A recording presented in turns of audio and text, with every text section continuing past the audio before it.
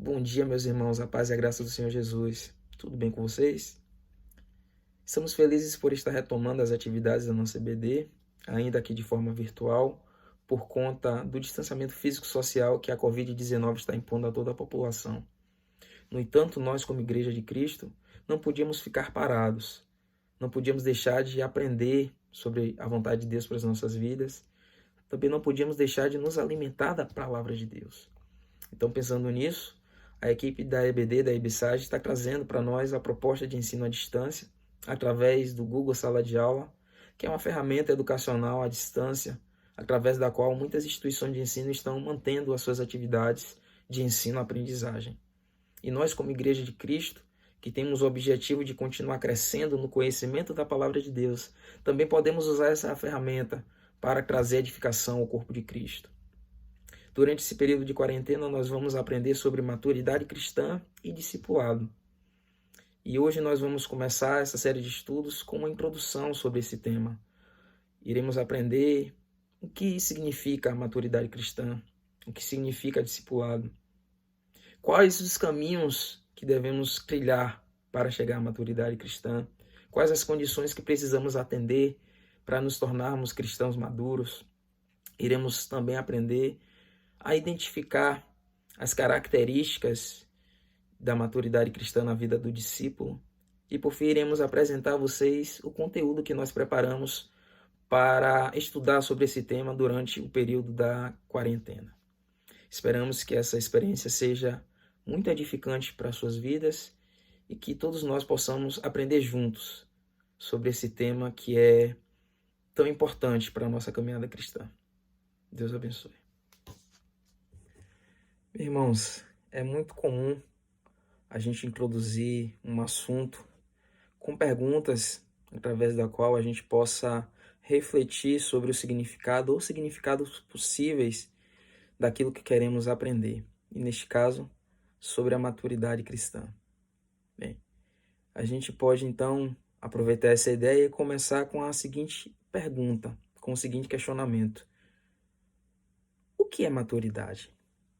Você já se perguntou?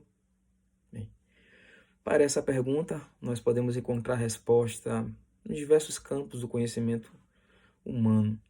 A gente pode encontrar resposta no senso comum, a gente pode encontrar resposta na ciência, na filosofia, a gente pode encontrar resposta para essa pergunta até mesmo na experiência humana.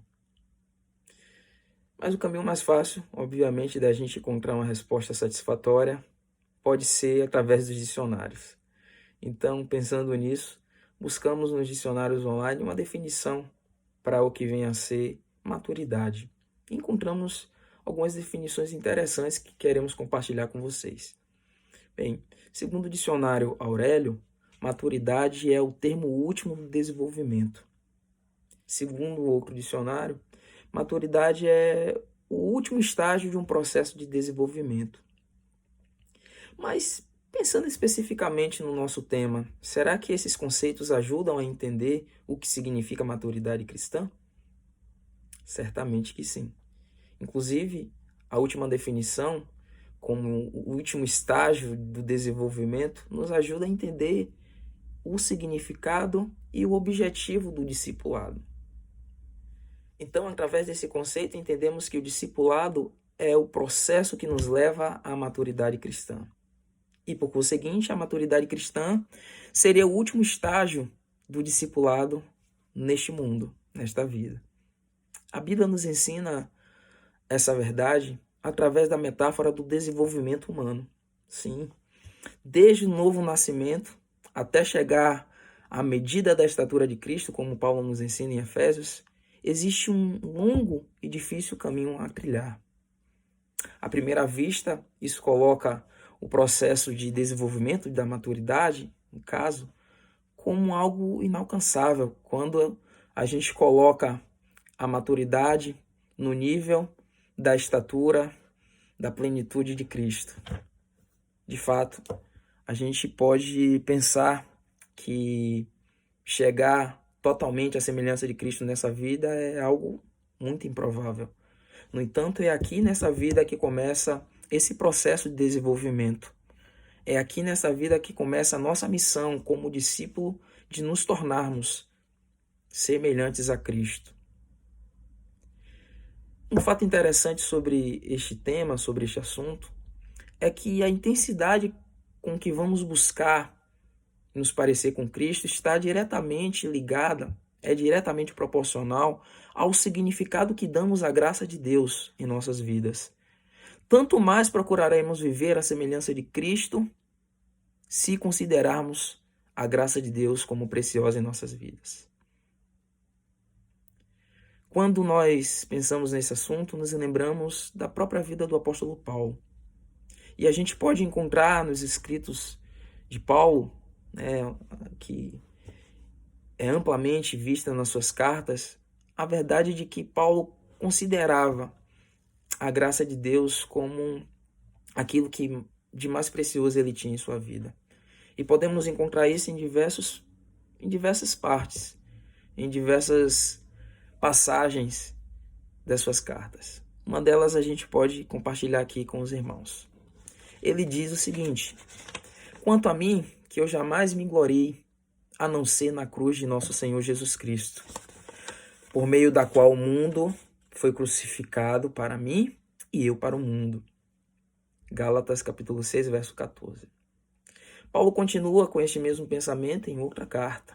Ele diz: mais do que isso, considero tudo como perda, comparado com a suprema grandeza do conhecimento de Cristo Jesus, meu Senhor, por quem eu perdi todas as coisas. Eu as considero como esterco para que possa ganhar a Cristo e ser encontrado nele, não tendo a minha própria justiça, mas tendo a justiça mediante a fé em Cristo, a justiça que procede de Deus e que se baseia na fé. Paulo fala sobre isso em Filipenses capítulo 3, verso 8 e verso 9.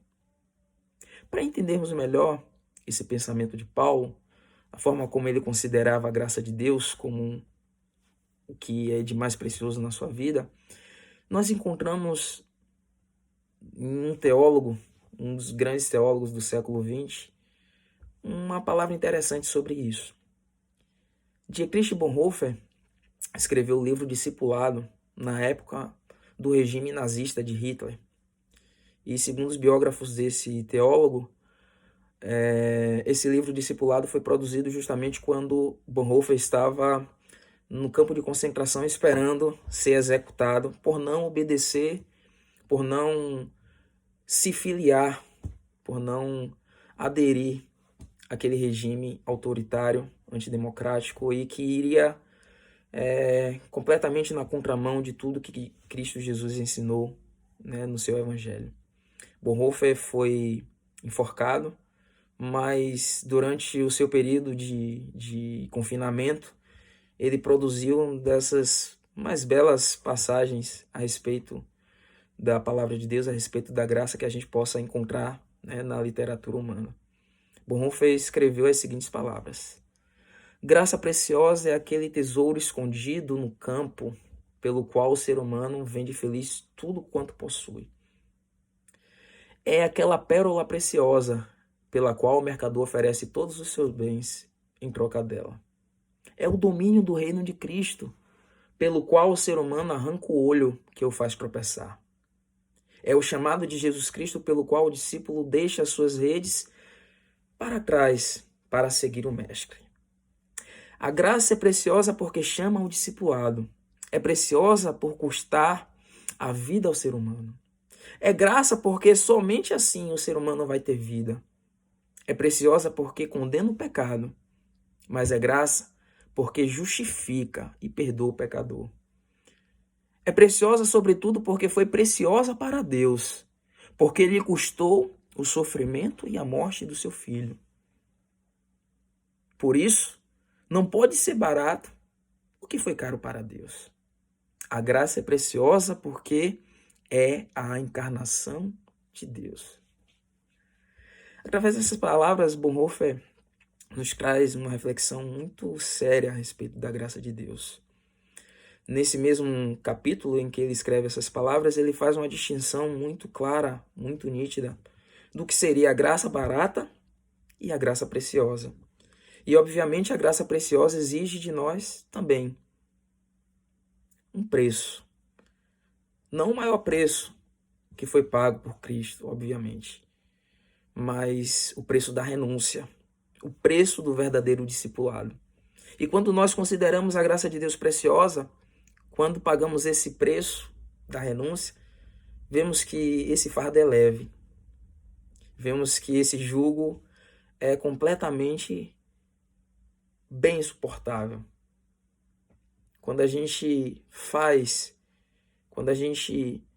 imagina o preço que foi pago para que possamos crescer e nos desenvolver como cristãos, como discípulos, a gente entende que essa palavra, que a graça é preciosíssima. Essa é a condição indispensável para o discipulado cristão. Se você não entende que a graça de Deus é preciosa, você jamais irá conseguir trilhar o caminho do verdadeiro discipulado. E foi esse ensinamento que Paulo e todos os outros cristãos, todos os outros discípulos, de verdade, viveram em suas vidas. E por isso que para eles foi tão tranquilo esse processo de discipulado. Bem, falando sobre a graça, a gente sabe que não temos a capacidade intelectual de entender os motivos da graça de Deus em sua totalidade. Como diz uma canção que a gente coloca até no estudo, se os mares todos fossem tinta, o céu sem fim fosse papel, se todas as aves fossem penas e todos os homens escrivães, nem mesmo assim o amor seria descrito em seu fulgor. Então não temos como entender, por meio da linguagem humana, por meio da compreensão humana, os motivos desse amor. Mas nós temos como vivê-lo, nós temos como experimentá-lo e temos como honrar esse amor através do discipulado cristão. Entendendo que o discipulado é o reconhecimento pela preciosidade da graça de Deus em nossa vida e que esse discipulado, como um processo de desenvolvimento, nos leva à maturidade cristã, que por definição é a semelhança com Cristo, a nossa semelhança com Cristo, a gente pode prosseguir com o nosso estudo com a segunda sessão da introdução, que é justamente a condição para se chegar à maturidade cristã. E para falar sobre esse assunto, nós vamos citar as palavras de Jesus que o apóstolo João registrou em seu evangelho no capítulo 15, verso 4 e verso 5. Diz a palavra de Deus: permaneçam em mim, e eu permanecerei em vocês. Nenhum ramo pode dar fruto por si mesmo, se não permanece na videira. Vocês não podem dar frutos se não permanecerem em mim. Eu sou a videira, vocês são os ramos. Se alguém permanecer em mim e eu nele, esse dá muito fruto, pois sem mim vocês não podem fazer coisa alguma. A mensagem de Cristo é cristalina. A única forma de chegarmos à maturidade cristã é permanecendo nele. O verbo grego, nesse contexto, mene, significa estar unido reciprocamente a alguém no coração, em pensamento e em vontade. É dispensável.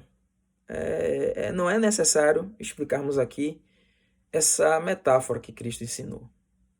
Todos nós sabemos que somos os ramos e Jesus é a árvore. Então, assim como o galho, quando é retirado da árvore, do tronco, seca e morre, assim seremos nós, se não permanecermos em Cristo Jesus. Uma interessante observação que a gente pode fazer é que essa mesma verdade aparece em outros escritos de João. A gente vê esse ensinamento no capítulo 6, no capítulo 14 desse mesmo evangelho, mas também a gente pode ver essa verdade nas cartas do apóstolo João, né? Capítulo 2, capítulo 13, capítulo 4 também retomam essa verdade da importância de permanecermos em Cristo para o nosso desenvolvimento espiritual. A gente vê muito nitidamente essa verdade também nas cartas de Paulo, onde encontramos talvez as melhores aplicações dessa verdade, desse ensinamento espiritual. Paulo diz: fui crucificado com Cristo, assim não mais vivo eu, mas Cristo vive em mim. E a vida que agora vivo no corpo, vivo-a pela fé no Filho de Deus, que me amou e se entregou por mim. Gálatas capítulo 2, verso 20. Também encontramos essa mesma verdade espiritual em outro escrito de Paulo, quando ele diz, e a gente já leu, Filipenses capítulo 3, verso 9, ser encontrado nele, não tendo a minha própria justiça, mas a que vem mediante a fé em Cristo, a justiça que procede de Deus e que se baseia na fé. Também a gente vê em outro escrito de Paulo, dessa vez em 2 Coríntios, capítulo 5, verso 17, se alguém está em Cristo, nova criatura é. As coisas velhas passaram e eis que são novas todas as coisas. Bem, o que a gente pode aprender desses escritos de Paulo, das palavras de Cristo e dos escritos de João é que somente estando em Cristo, somente estando em Deus, vivendo nele, por ele e para ele, é que podemos crescer como discípulos e discípulas do Senhor. Nessa relação recíproca de união com Cristo, ocorre em nós o processo espiritual descrito por Paulo. Com o rosto descoberto, refletindo como um espelho a glória do Senhor, somos transformados de glória em glória, na mesma imagem, como pelo Espírito do Senhor. 2 Coríntios, capítulo 3, verso 18. Desta forma, se tornará fácil se tornar o imitador de Cristo. E Paulo diz isso lá na sua primeira carta aos Coríntios, capítulo 11, verso 1. Sede meus imitadores, como eu sou de Cristo Jesus. Bem, sabemos que aquele que está em Cristo, ele produz frutos. E isso nos dá uma dimensão do que podemos entender como as características daquelas pessoas que conseguem desenvolver uma maturidade nesse processo de discipulado. Jesus nos deu uma dica muito valiosa sobre isso.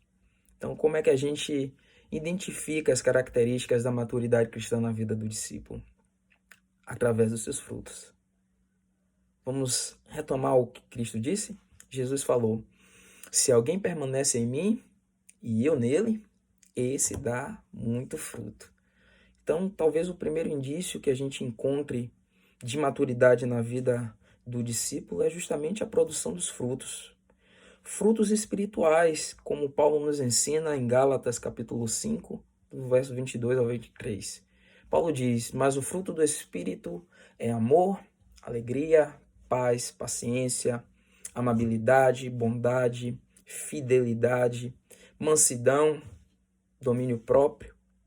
E contra essas coisas, Paulo acrescenta, contra essas coisas não há lei.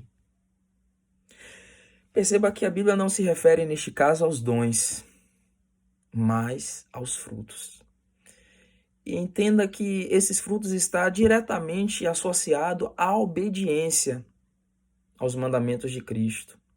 Os dons só são aplicados adequadamente quando eles são regidos por esses frutos. Paulo ensina aos coríntios sobre o adequado uso dos dons. No capítulo 12 da sua primeira carta, Paulo revela aos cristãos da cidade de Corinto sobre os dons, sobre a utilização desses dons para a edificação do corpo do Senhor Jesus. E no início dessa carta, Paulo chega a chamar aqueles cristãos de infantis, de cristãos que ainda precisavam se alimentar de leite, né? Como uma metáfora de algo que, que ele não podia falar certas coisas, ele não podia ensinar certas verdades espirituais, porque aqueles cristãos ainda estavam no seu estágio, né, de discipulado ainda de iniciante, de recém-nascido.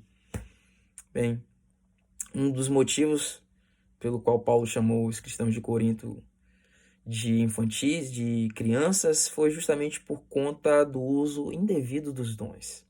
Porque quando a gente lê a carta, a gente percebe que muitos cristãos naquela cidade estavam usando os dons para o seu próprio proveito, para a autopromoção, quando na verdade os dons que Deus nos dá é para a edificação coletiva, para a edificação do corpo de Cristo, para que todos cheguemos à unidade da fé, citando as palavras de Paulo.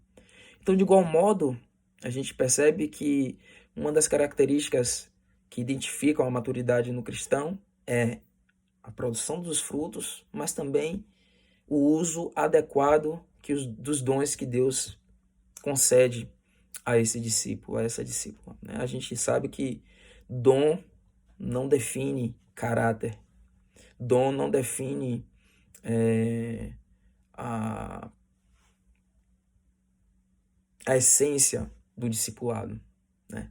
A gente entende que dom também não define a preciosidade, a validade moral do discípulo. Quem faz isso é o Espírito Santo, que habita no crente, que habita no servo e na serva de Deus, no filho e na filha de Deus. E a gente sabe que os dons são para que o corpo de Cristo seja edificado. Uma outra forma, uma outra característica que a gente pode identificar e que a gente vê por contraste do que Paulo falou aos Coríntios é justamente o fato de que os cristãos maduros entendem a linguagem da sabedoria de Deus. Paulo fala isso justamente no início da carta aos Coríntios, no capítulo 12, verso 6. Ele diz: entretanto, falamos de sabedoria entre os maduros. Então, existem certas linguagens certas realidades espirituais que os cristãos que ainda não desenvolveram uma certa maturidade não têm condições, né, de apreender. E é justamente disso que Paulo estava falando. Eu também me lembro das palavras de Jesus a Nicodemos, quando ele falou: olha, eu estou falando de coisas que vocês estão acostumados a ouvir e você não está entendendo, né?